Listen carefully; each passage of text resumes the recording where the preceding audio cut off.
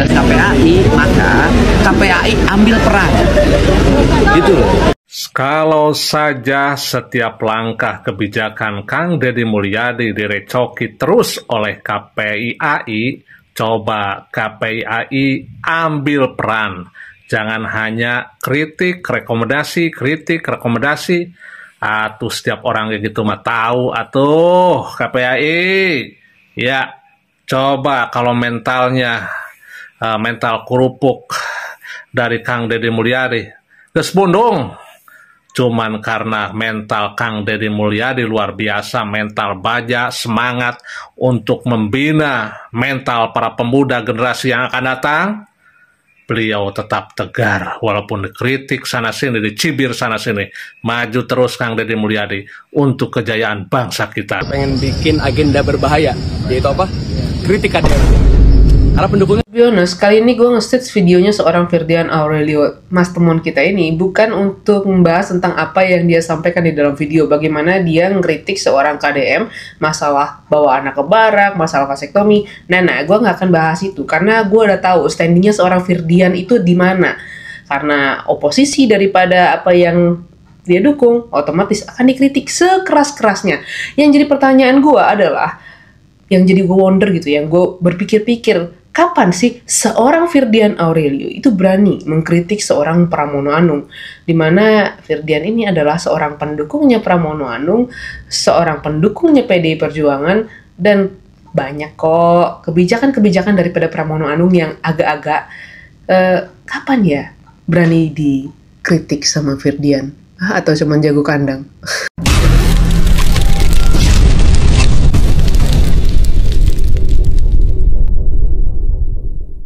Nih, perutnya bisa diturunin nggak dikit?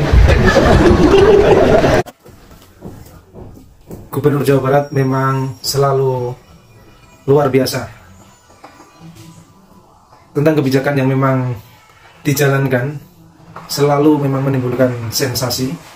Terlebih kalau kita lihat popularitas gubernur seluruh Indonesia itu, beliau menempati posisi yang teratas, mengalahkan gubernur DKI.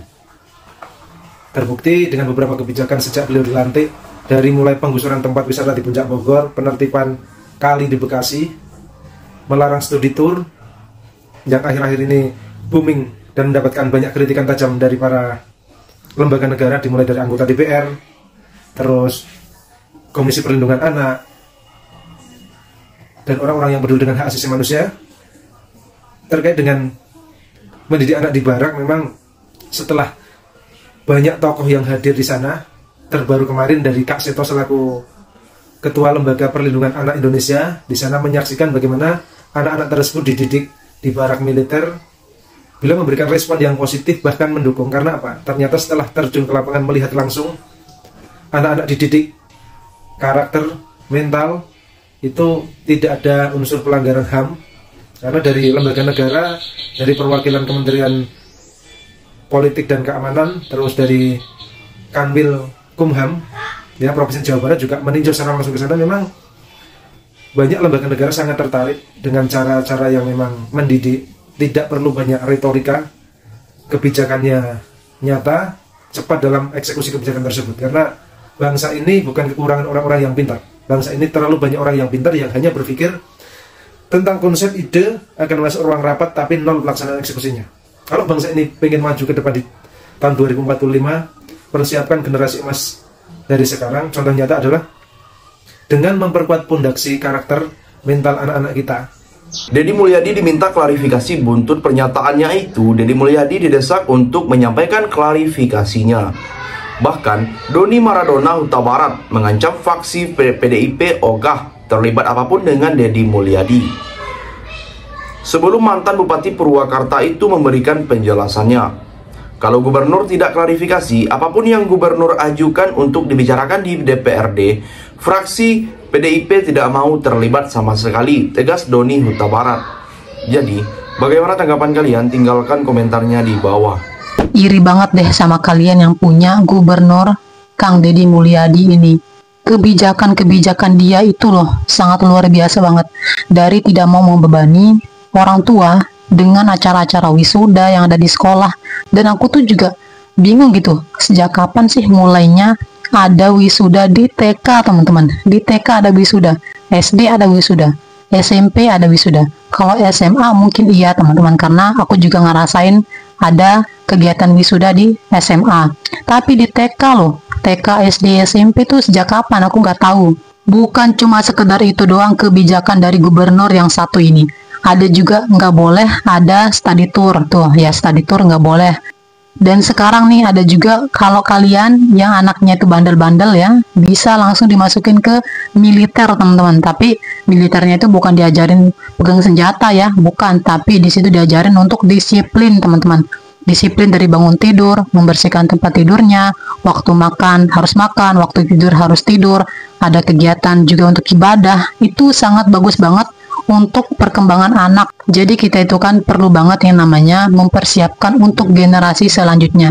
Kalau generasi selanjutnya itu anaknya suka tawuran, anaknya suka obat-obatan terlarang, minum-minum, gimana teman-teman nasib negara kita untuk kedepannya kalau anaknya kayak gitu. Jadi kalau aku berpendapat teman-teman, untuk kebijakan-kebijakan dari Kang Deddy Mulyadi ini sangat bagus banget. Sebenarnya ini perlu banget untuk diterapkan di semua wilayah. Karena apa? Karena memang fenomena anak-anak tawuran itu udah merajalela banget. Jadi aku sangat mendukung banget kalau ada gubernur yang lainnya yang juga mau mengikuti aturan-aturan yang sudah dibuat sama Kang Deddy Mulyadi ini. Aku sangat setuju banget. Kalau kita sebagai anak memikirkan bagaimana orang tua itu mencari duit, susah payah, kita nggak mungkin bakalan ngeyel banget kalau ada peraturan seperti ini. Selanjutnya, ia lantas mengingatkan antara gubernur dan DPRD tidak bisa berjalan sendiri-sendiri. Pasalnya, negara Indonesia dibentuk berdasarkan trias politika. Doni pun menekankan apabila Deddy tidak kunjung menyampaikan klarifikasinya, maka Reperda tak perlu dibahas sama sekali. Ini negara yang dibentuk berdasarkan trias politika. Deddy Mulyadi tidak bisa berjalan sendiri, sindir Doni. Jadi, bagaimana pendapat kalian? Silahkan tulis komentarnya di bawah. Perel Bramasta buka suara tentang kebijakan Gubernur Jawa Barat Deddy Mulyadi.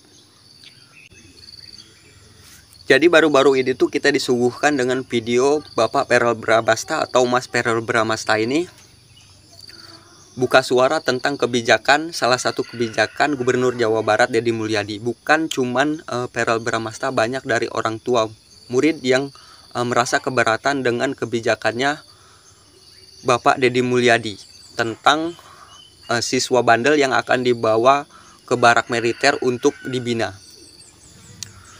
Nah, ada salah satu perkataan dari Mas Perel Bramasta itu yang sangat menarik untuk dibahas menurut saya. Sebagai pelayan masyarakat, kita harus siap dikritik. Kalau tidak mau dikritik, merasa selalu paling benar, tidak usah jadi pejabat. Di dalam video itu, Mas Perel Bramasta mengatakan sebagai pelayan masyarakat, kita harus siap dikritik. Ini sangat menarik untuk dibahas, yang mana kita tahu kebanyakan pelayan masyarakat di Indonesia ini sangat anti banget dengan kritik, ya.